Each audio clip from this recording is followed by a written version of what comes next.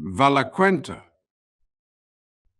Account of the Valar and Maiar according to the lore of the Eldar in the beginning Eru, the one, who in the Elvish tongue is named Ilúvatar, made the Ainur of his thought, and they made a great music before him. In this music the world was begun for Ilúvatar, made visible the song of the Ainur, and they beheld it as a light in the darkness. And many among them became enamored of its beauty, and of its history which they saw beginning and unfolding as in a vision. Therefore Ilúvatar gave to their vision being, and set it amid the void, and the secret fire was sent to burn at the heart of the world, and it was called Ea. Then those of the Ainur who desired it arose and entered into the world at the beginning of time, and it was their task to achieve it, and by their labors to fulfill the vision which they had seen. Long they labored in the regions of Ea, which are vast beyond the thought of elves and men, until in the time appointed was made Arda, the kingdom of earth.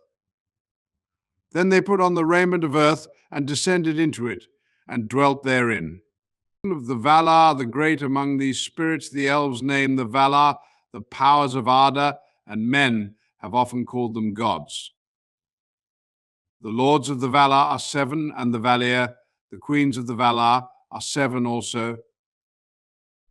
These were their names in the Elvish tongue, as it was spoken in Valinor, though they have other names in the speech of the elves in Middle-earth, and their names among men are manifold.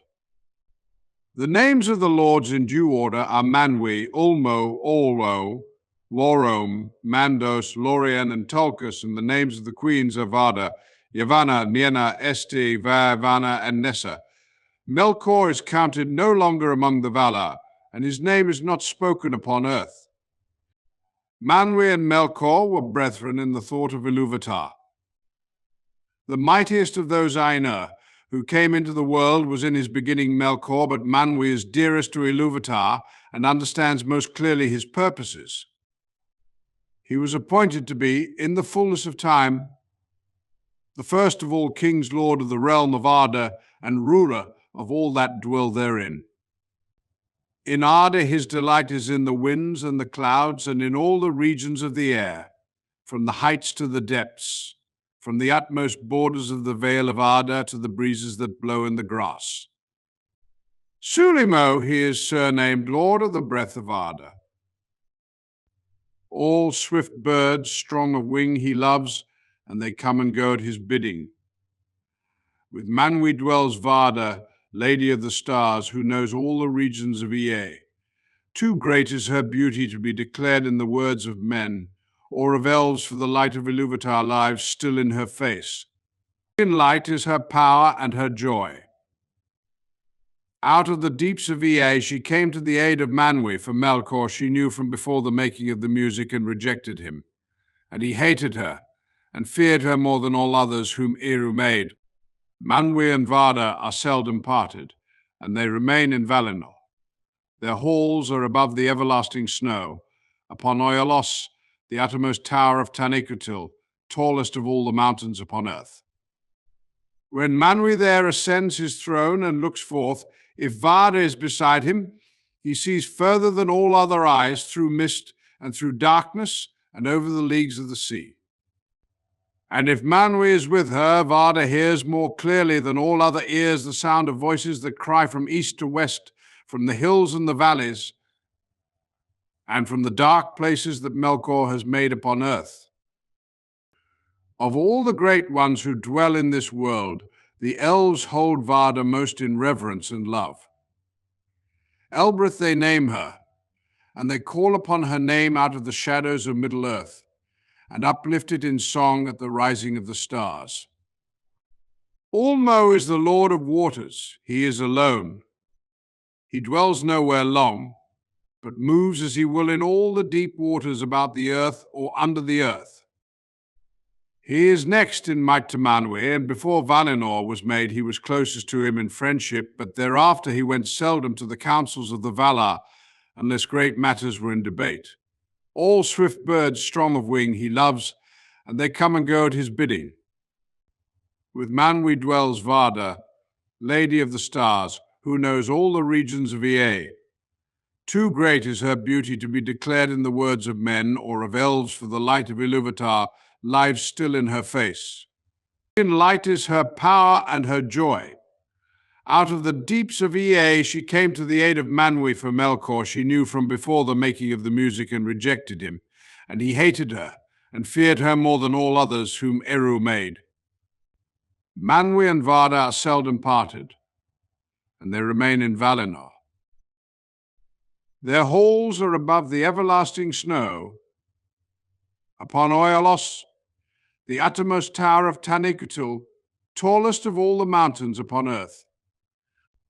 When Manwë there ascends his throne and looks forth, if Varda is beside him, he sees further than all other eyes, through mist and through darkness and over the leagues of the sea. And if Manwë is with her, Varda hears more clearly than all other ears the sound of voices that cry from east to west, from the hills and the valleys, and from the dark places that Melkor has made upon earth.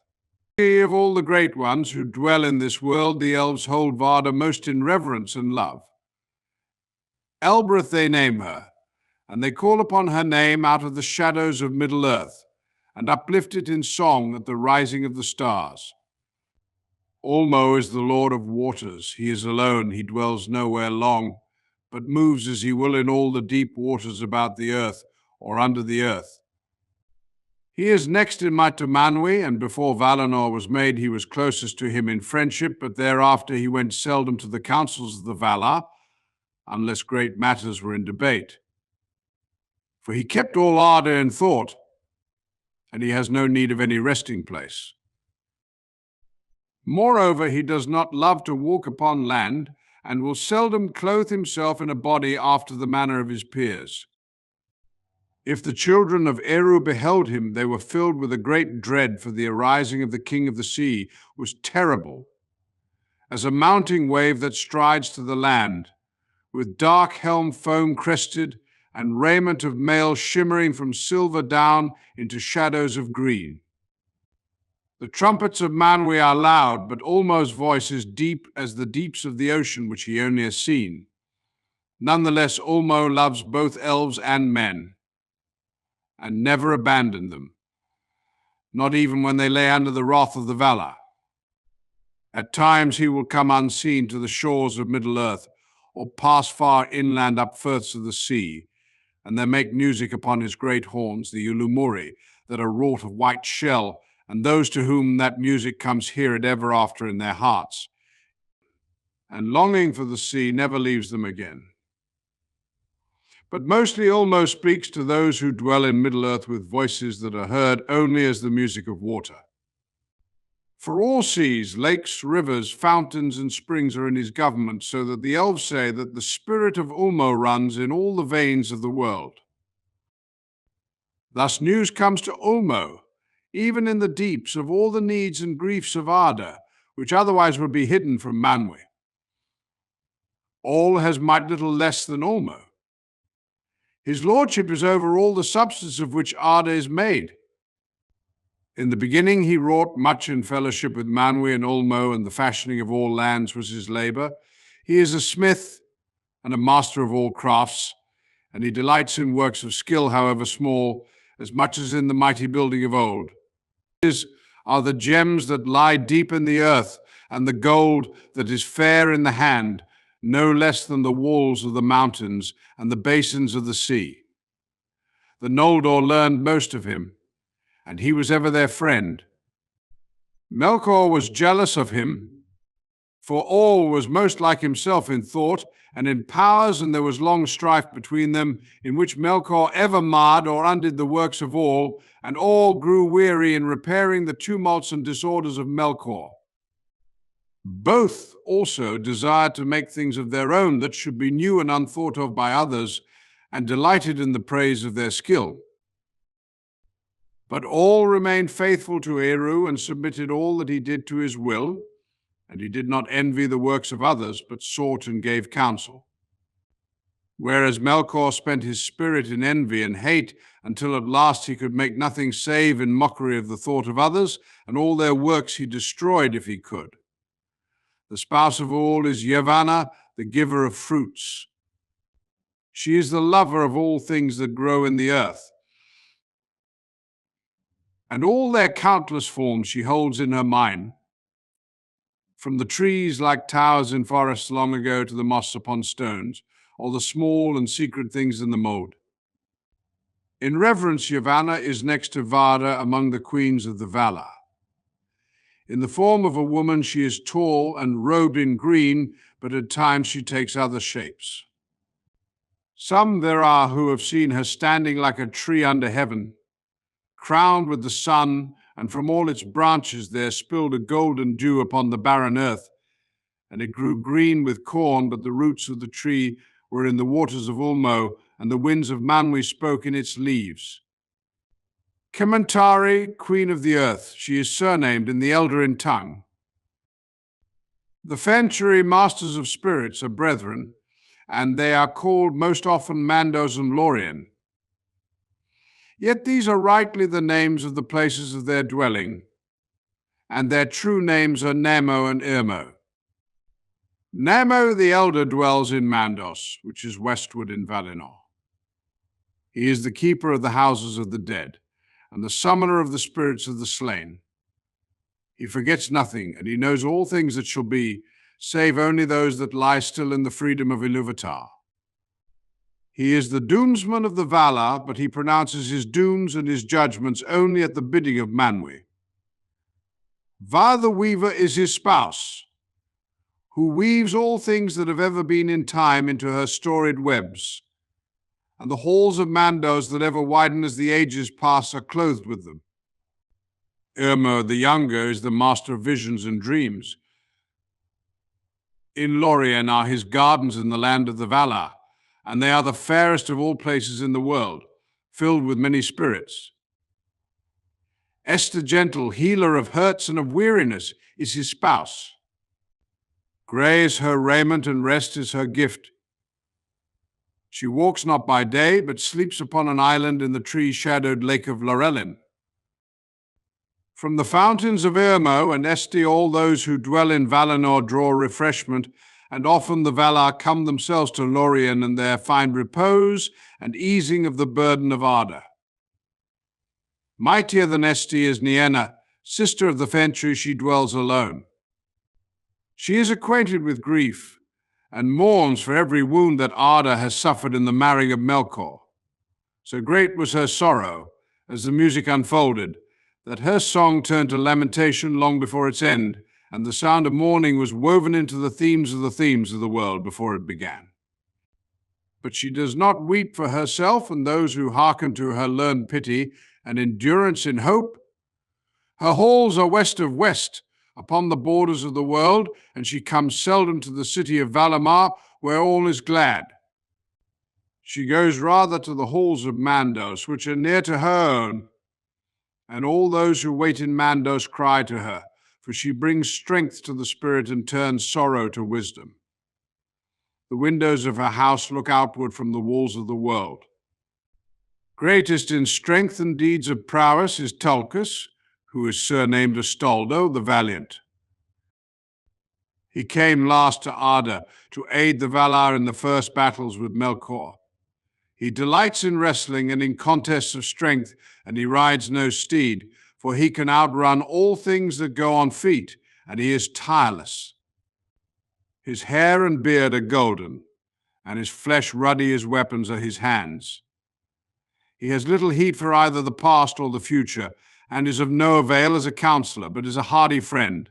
His spouse is Nessa, the sister of Orom, and she also is lithe and fleet-footed. Here she loves, and they follow her train whenever she goes in the wild, but she can outrun them. Swift as an arrow with the wind in her hair. In dancing she delights, and she dances in Valamar on lawns of never-fading green. Orom is a mighty lord.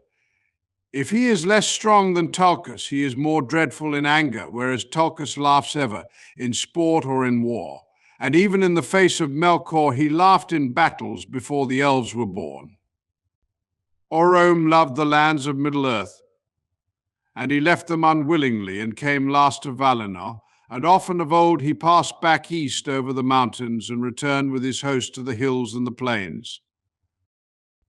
He is a hunter of monsters and fell beasts, and he delights in horses and in hounds and all trees he loves, for which reason he is called Alderaan, and by the Sindar Toron, the Lord of Forests. Nahar is the name of his horse, white in the sun and shining silver at night.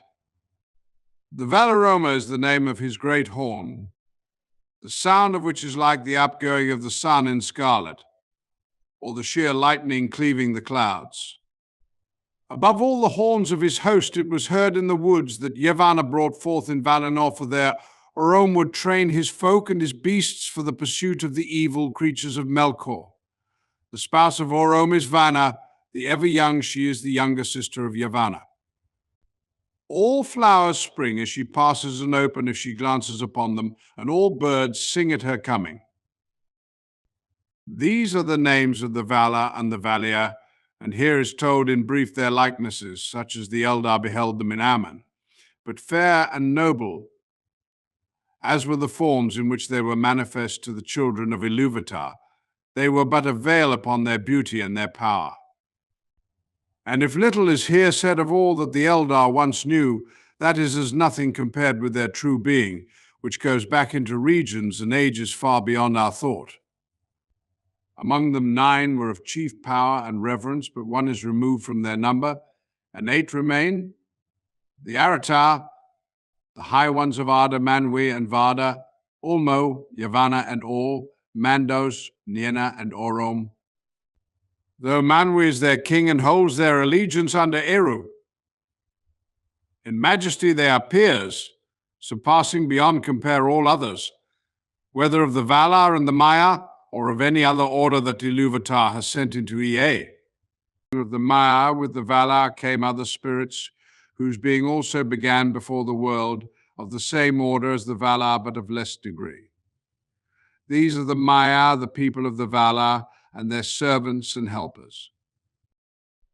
Their number is not known to the elves, and few have names in any of the tongues of the children of Ilúvatar, for though it is otherwise in Aman, in Middle-earth the Maiar have seldom appeared in form visible to elves and men.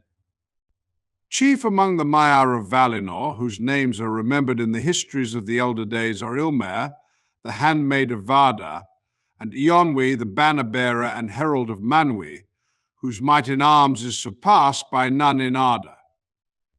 But of all the Maiar, Ossi Iwinen are best known to the children of Ilúvatar. Ossi is a vassal of Ulmo, and he is master of the seas that wash the shores of Middle-earth.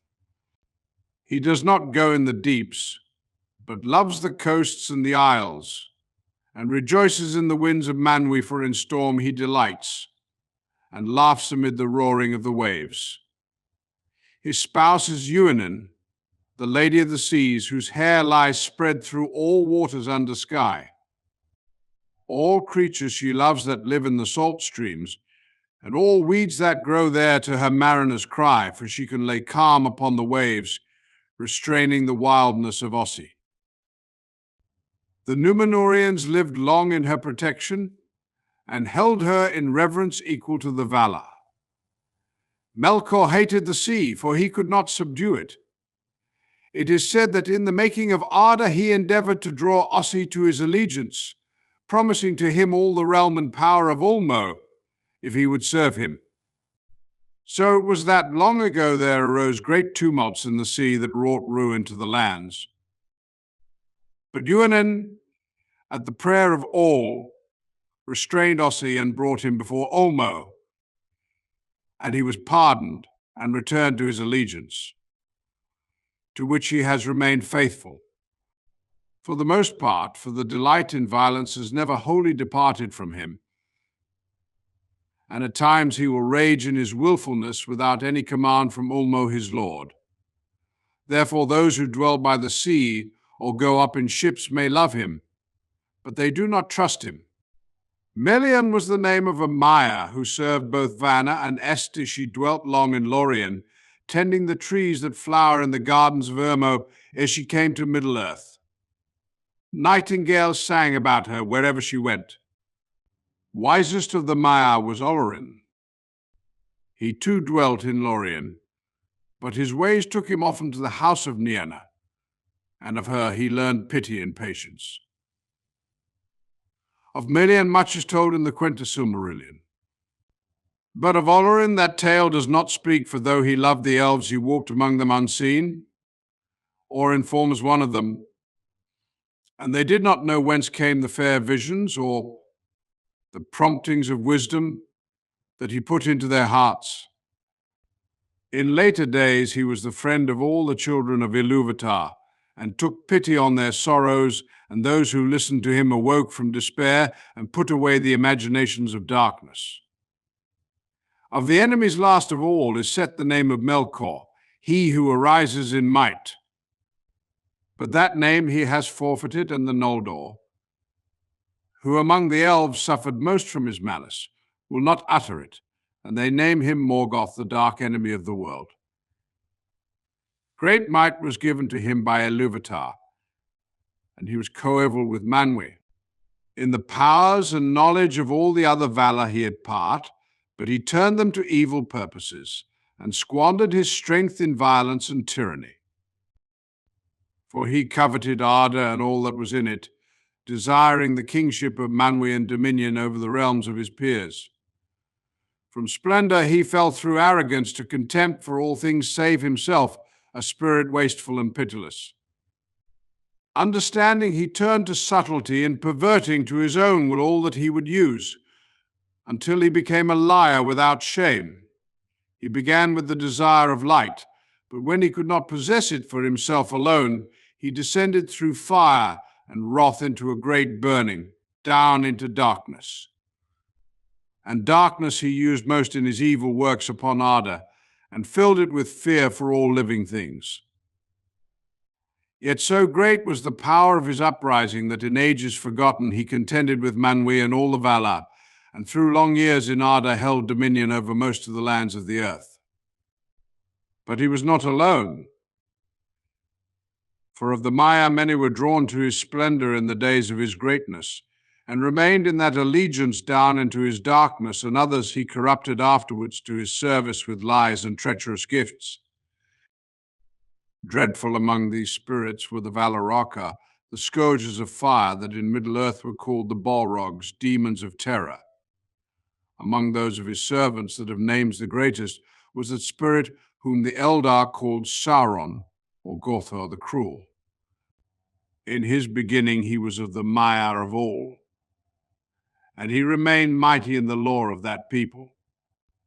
In all the deeds of Melkor the Morgoth upon Arda, in his vast works and in the deceits of his cunning, Sauron had a part, and was only less evil than his master in that for long he served another, and not himself. But in after years he rose like a shadow of Morgoth and a ghost of his malice, and walked behind him on the same ruinous path down into the void. Here ends the Valaquenta.